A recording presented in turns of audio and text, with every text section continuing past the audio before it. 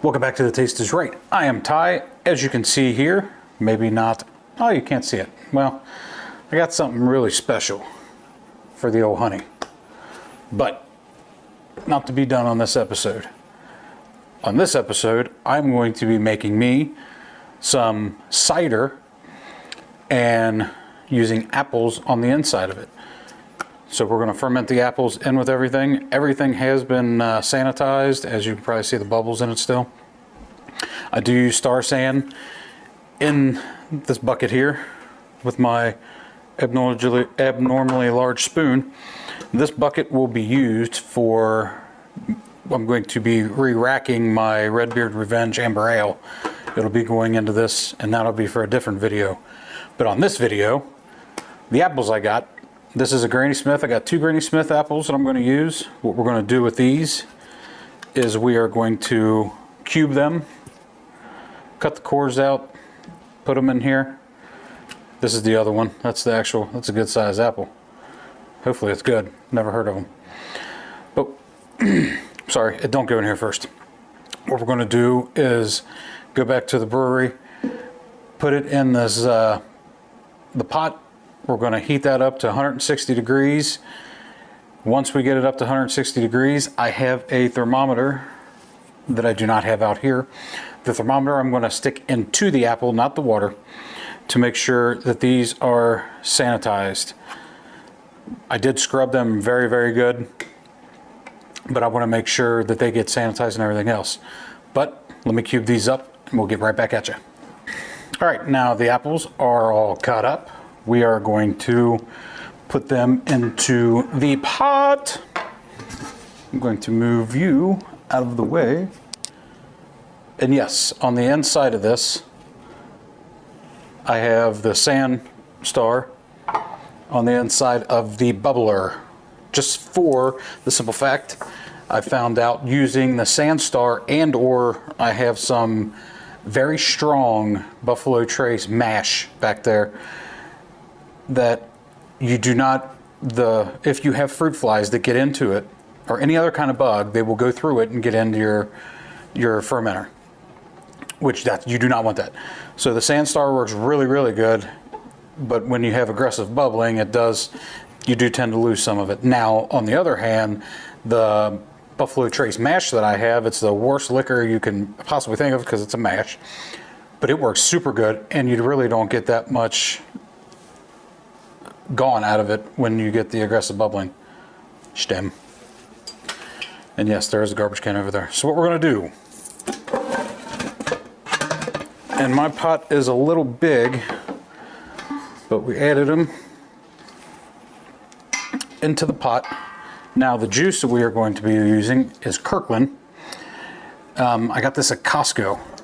You want to make sure that your juice does not have anything in it that will keep it from fermenting, which I should have had that written down, but I do not. The sorbate and everything else. But anyway, the ingredients in this is, you ready? Apple juice. Nothing else. Apple juice. So we are going to put this in just to cover the apples, just to get a little bit on top of the apples. And I really wish I had more apples, but I'm afraid it's not going to fit in that 1 gallon fermenter.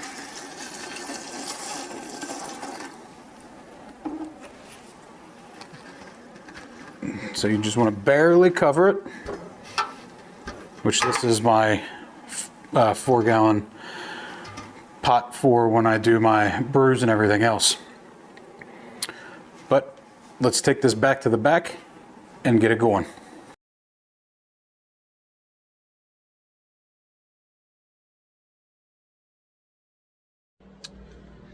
We are at 166, so now it is time to take it off, go put it in some cool water, and I'll see you here in a minute. Alrighty, now that that's done, I'm gonna have me a little drink myself. This is Rheingeist Cincy Light. Very good beer.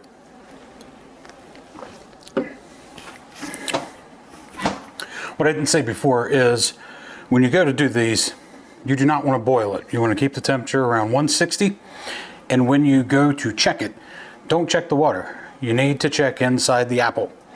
I have a picture, check it out. That's how it needs to be done. Now, we need to transfer these to this. I do not have a big spoon, so what I'm going to do in my sanitization bucket here is go ahead and pull out,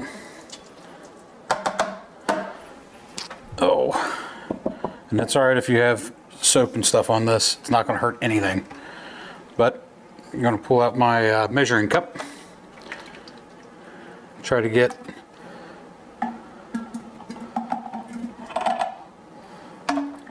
every little piece of apple that I can without spilling it everywhere. And as you can see, I do not have a very big fermenter. So that's why I chose to go with 2 small, you're okay, 2 small apples and 2 medium-sized apples, just for the simple fact that I'm not sure I'm going to be able to put everything in here. But you might hear my son in the background. I cannot help it. That's what he does.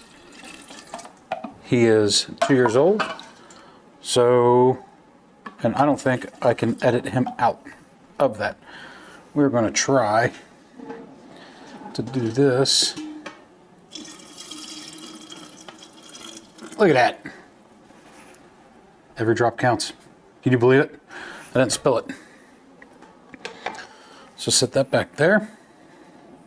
Then we're going to go ahead and add in the rest of our apple juice. Try to get as much air into this as possible, and I am not going to be able to use all that. Well then, because you have got to have room on top. Let's get our gravity reading. And I'm going to make a mess, as always. Actually, I don't know if you can see that or not.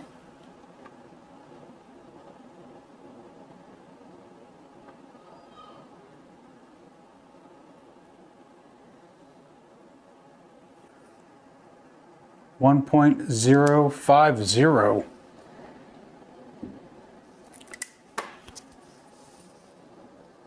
Good with that. Take that out. Put it back in the bucket. And since I already sanitized this, I'm actually going to dump this back in. Right about there. Well, I have a feeling, as you can see, I took out some of the apples, which I didn't want to, but I did. So now I got about 2.5 apples in it, which at this point it is what it is. All right. So what we're going to use for this is the Safale US-05, which I've used this in almost everything. This is made for 5 gallons. I've already used half of it for the other one, so I'm just going to dump it in.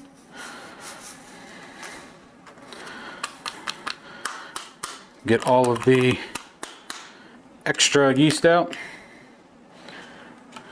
And then we're going to stir it up.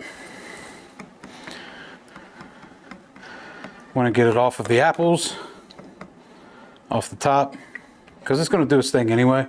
You don't have to worry about that, but you want to get it off the apples, get it mixed in really good.